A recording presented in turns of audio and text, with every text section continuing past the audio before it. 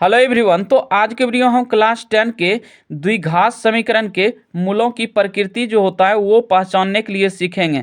देखिए, ऐसा क्वेश्चन जो है ना बोर्ड में एक नंबर फिक्स कर दिया जाता है, एक से दो नंबर पूछ दिए जाते हैं इसके आधारित कि कौन वास्तविक तथा असमान है, कौन वास्तविक तथा असमान है, वास्तविक नहीं है। तो चलिए, आज के बाद जो है ना ऐसे क्वेश्चन में आपको कभी डाउट नहीं होने वाला है। हम गारंटी के साथ कहते हैं कि आज के बाद आप कभी नहीं इसको छोड़ेंगे। तो चलिए हम इसको क्लियर कर लेते हैं। देखिए, हम कुछ यहाँ से थोड़ा सा जान लेते हैं। हम जानते हैं कि D इक्वल टू क्या होता है, तो इसका फॉर्मूला आता है B² माइनस 4AC होता है, ठीक ना।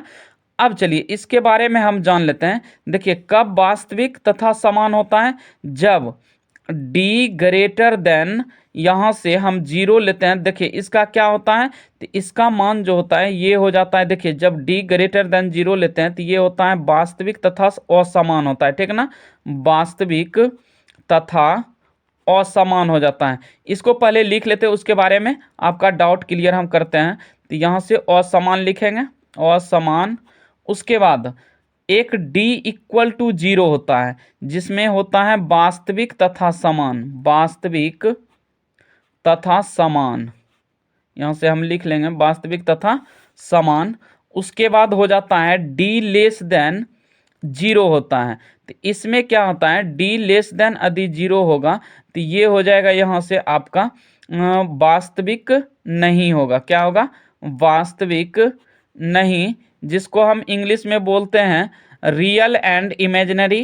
D इक्वल टू यदि जीरो रहता है तो ये रियल एंड इक्वल होता है, और D ग्रेटर देन इक्वल रहता है तो यहाँ से ग्रेटर देन जीरो रहता है तो ये होता है रियल एंड यहाँ से अनइक्वल होता है। तो ये 3 पॉइंट याद रखना होता है। तो चलिए, आप D किसको हम बोलते हैं, कैसे निकालेंगे D का मान, कैसे पता चले, तो चलिए हम यहाँ से सॉल्व कर लेते हैं। देखिए, द्विघात समीकरण का मान यहाँ से दिया हुआ है 2x² minus 4x plus 2 equal to zero दिया हुआ है। तो देखिए, हम जो x² का कॉफिशियंट होता है, जो गुणक होता है, इसको हम a मानते हैं। तो यहाँ से a इक्वल टू कितना दिया हुआ है, 2 दिया हुआ है। और x का जो गुणक होता है, जिसको हम x का कॉफिशियंट बोलते हैं, ये -4 है। तो हम लिख लेंगे b इक्वल टू -4, और c equal to c term जो होता है मेरा ये वाला होता है, जिसमें x नहीं लगा होता है। तो अंतिम वाला c टर्म तो ये है 2। देखिए यहाँ से +2 है तो हम यहाँ से 2 लिए हैं, ठीक ना। यदि माइनस रहता तो हम माइनस लेते हैं। अब क्या करना है कि आपको इसी सूत्र पे बैठा लेना है। तो d इक्वल टू, जिसको हम डिस्क्रिमिनांट बोलते हैं और इसी को हम बोलते हैं विविक्तर, जो कि यहाँ से एग्जाम में ये भी पूछा जाता है कि मेरा विविक्तर क्या हो जाएगा। तो चलिए हम D का मान निकाल लेते हैं, यहीं से मेरा पता चल जाएगा कि इनमें से कौन है तीनों में से। तो देखिए, D इक्वल टू जो सूत्र होता है तो ये हो जाता है, क्या होता है, B² माइनस 4AC होता है। अब इसी पे आप पुट कर लीजिए मान। तो B का मान देखिए हम किसको माने हैं, तो B वाले जो x का कॉफिशियंट था, यहाँ से B -4 है तो हम यहाँ से -4 का होल स्क्वायर कर लेते हैं, क्योंकि ये सूत्र होता है B² माइनस 4AC। आप लोग जरूर पढ़े होंगे ये 9th में भी। अब देखिए यहाँ से क्या है कि -4AC है, ठीक ना।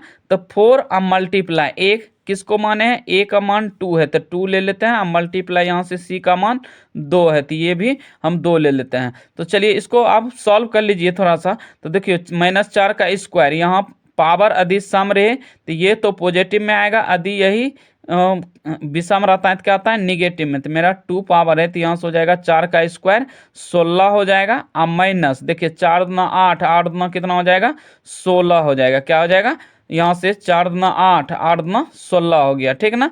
तो चलिए हम यहाँ से घटा लेते हैं। देखिए, यदि इसको इक्वल करते हैं तो क्या आ जाता है, 16 में 16 घटेगा तो ये 0 आ जाएगा।